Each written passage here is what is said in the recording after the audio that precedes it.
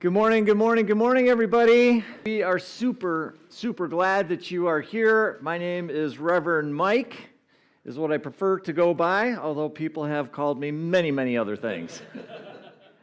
We come together again, and we do this thing that we love to do because this idea of the spiritual journey that everybody is on, it can kind of be boring, can it? Or lonely, I would say, is a better word to use. It can kind of be lonely.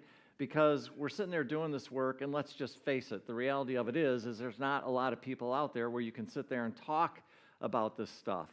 And so we come here to create an environment where we get to actually explore, and we actually have conversations that we get to have that may be a little bit different. Would you not agree than what happens outside of here?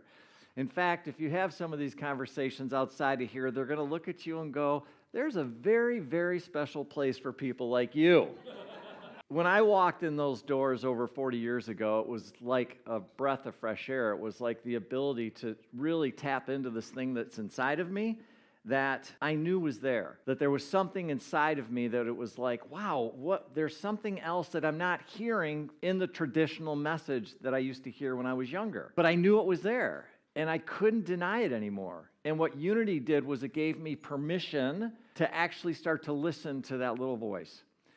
It gave me permission to actually start to listen to that tapping that was happening on my shoulder that kept saying, hey, Mike, there's something more. There's something more. There's something more. And what happened when I was younger is I ignored that. And then Unity allowed me to actually start to listen to it. And I not only started to listen to it, but then I actually started to take action on it. And then I actually started to pay attention to what was happening up front and listened about the different tools and the different things that Unity has that no other place did at the time. And all of a sudden, for me, that was the beginning of what I call my original spiritual awakening.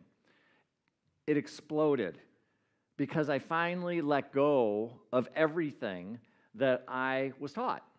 And we're going to talk about that today in the talk, so I'm not going to go through that whole list. But the point is there was a lot of stuff that was going on inside of my head that I honestly believed that was stopping me from actually having the real experience of God. And to me, if you can't have a real experience of God, then what are we doing? Why are we bothering? And so what I knew is that if I continued to listen to that voice that was inside of me, and I continued to pay attention to the nudge, and I continued to practice these spiritual tools that Unity has, everything started to change within me. From a traditional understanding, there's nothing wrong with the traditions, but in order for me to actually have what my soul was calling forward was an experience that was like nothing I'd heard about in the traditional context. Nothing. And then all of a sudden, I started playing with the stuff. I started learning the tools. I started applying the tools.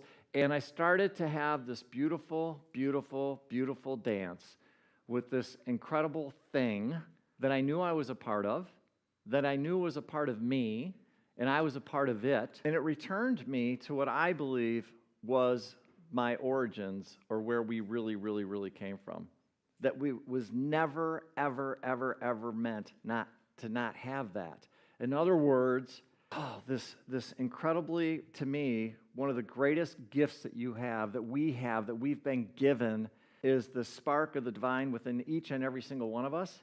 And it was almost like that spark was really almost put out for me. And then all of a sudden, that spark started coming back to life. And now I've got this beautiful spark, which is the divine. It's that dance within. It's that part of me that continues to get bigger and bigger. And it's very real. It doesn't take place here. It does not. A lot of people get stuck right here. They come in and they go, I got to learn all this stuff. And learning is great. There's nothing wrong with learning, but that's not really what you're looking for. What you're looking for is a real experience with the divine. That does not happen here.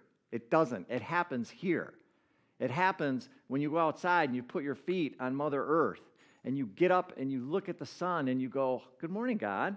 It happens when you see a newborn baby, like, just seriously, get within 10 feet of that small child. That child has yet to forget where it came from. It is perfectly aware of where it came from.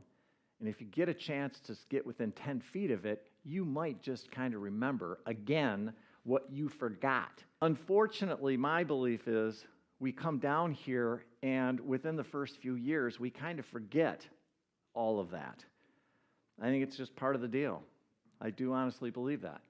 But I also believe we can remember it. And I think that's one of the most beautiful things that Unity gives us the opportunity to do is to remember who and what we are. In other words, we can have this spiritual awakening. We can have the experience of being physical. I love hugs. I love this third dimensional planet. It's beautiful. It's amazing. It's incredible. But I can also have this amazing dance with God. And to me, that makes life so rich and so special. And when I can share that with the people that I love and that I can care about, and I can look at them and just go, you are the divine. You're it. And I know you are. And continuously acknowledge that within each and every person that I come across. It changes things. And it just makes this dance so much more fun. And when it comes right down to it, isn't that what we all want? Is just to have a little bit more fun? Have a little bit of a connection, not only with this thing that I refer to as God, but how about with yourself? Isn't having a beautiful connection with yourself important? And isn't that special when you can literally just fall in love with yourself? All of you, not just a part. Oh, I like this part because this part shows up and does a nice job and everything else like that. Everybody wants to talk about that part. As I go further in my own awakening process, what I'm telling you, where the true joy, where the true expression, where the true growth for me is honestly falling in love with the parts that I don't want to tell anybody about. And by the way, I've got those parts. We all do. But we don't want to tell people about those parts. So let me ask you this question. What would happen if you actually decided to fall in love with even those parts? So in other words, instead of ignoring them, instead of pretending like they're not there, instead of, shh, don't tell anybody, what if you just went, yeah, that's a part of me, and it's okay. And I love that part of me. In terms of your own healing and growth, then what happens? Well, you mean then I don't need to deny it, then I don't need to pretend it's not there, then I don't need to basically completely and totally not accept part of myself? Yeah, and then you're able just to fall in love with yourself even deeper and fuller. For me personally, I'm telling you, my greatest growth and healing has been as a result of that, being able to love the parts of me that I wanted to ignore and pretend weren't there. All those nasty little ugly parts of me that I just did not want to acknowledge. And the more I can totally learn to accept that's just part of my humanity, and then I can have compassion for it, and then I can love it, and then I can offer myself grace, and I can offer myself forgiveness. I can offer myself love. Those parts of me are starting to heal, and it's an amazing journey. And then guess what? I get to show up and be even more of me, right? And then I get to share that with my friends, my family, the people I love and I care about.